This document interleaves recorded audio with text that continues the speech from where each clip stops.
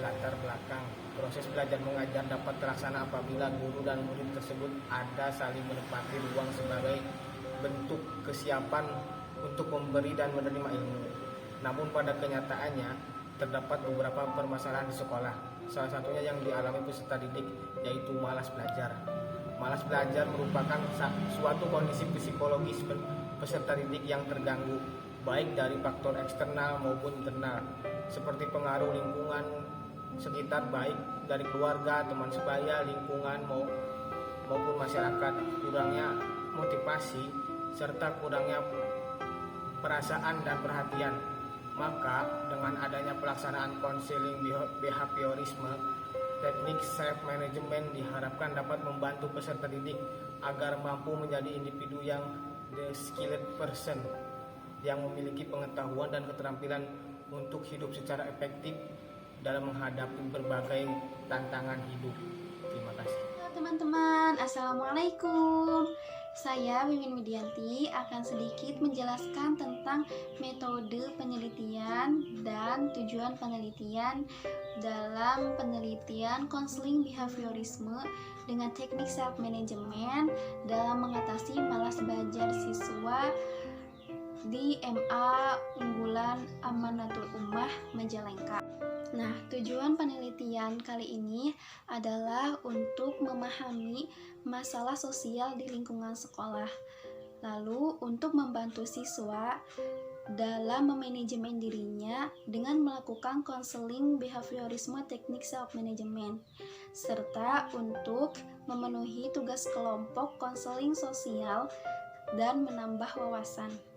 Adapun metode penelitian yang digunakan yaitu dengan metode kualitatif deskriptif melalui observasi, wawancara, dan dokumentasi. Lalu proses pemaparan data dalam bentuk naratif dalam bagaimana layanan konseling behaviorisme teknik self management pada seorang siswa atau peserta didik itu dilaksanakan. Oke, baik. Selanjutnya saya akan menjelaskan hasil dari pembahasan yang kita teliti, yaitu konseling behaviorisme dengan teknik self management. Konseling behaviorisme dengan teknik self management merupakan suatu bantuan yang diberikan oleh konselor kepada konseli dengan untuk merubah perilaku yang nampak sebagai hasil maupun manipulasi dan mengapresiasikan kondisi belajar agar peserta didik mampu mengelola diri didasarkan pada potensi dan kelemahan dalam dirinya. Dalam penelitian ini, kami berperan sebagai konselor untuk membantu permasalahan malas belajar siswa dengan melakukan konseling individual melalui pendekatan behaviorisme dengan teknik self management. Ada beberapa faktor yang menyebabkan klien malas belajar, yaitu dilihat dari faktor psikis dan psikis, juga sosiologis. Sebelum diadakannya konseling, klien sering terlambat sekolah, malas belajar, sering keluar masuk kelas ketika belajar, jarang mengerjakan tugas, jarang mencatat, dan sering menongkrong dengan teman sebayanya hingga larut malam. Setelah adanya konseling antara konselor dan klien, alhamdulillah adanya perubahan kebiasaan dalam diri klien.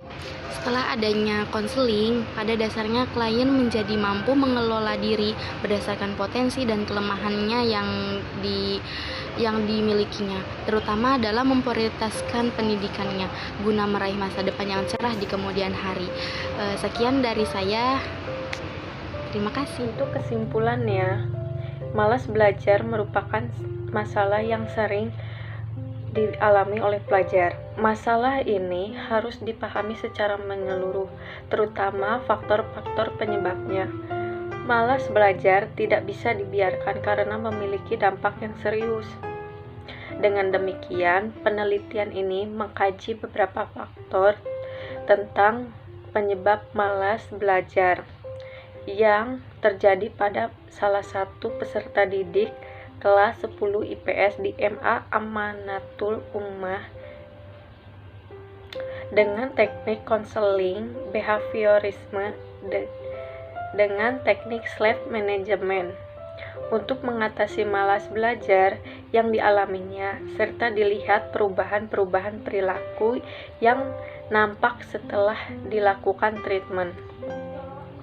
Konseling behaviorisme tentang teknik self management memberikan arah dan nasihat agar peserta didik dapat mengelola diri didasarkan pada potensi dan kelemahan dalam dirinya.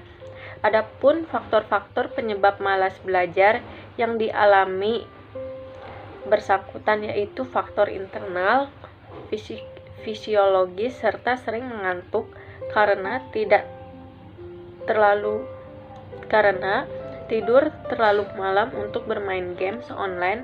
Secara psikologis seperti emosi yang kurang stabil, dan faktor eksternal berupa sosial, kurang perhatiannya dari orang tua, dan non-sosial faktor ekonomi.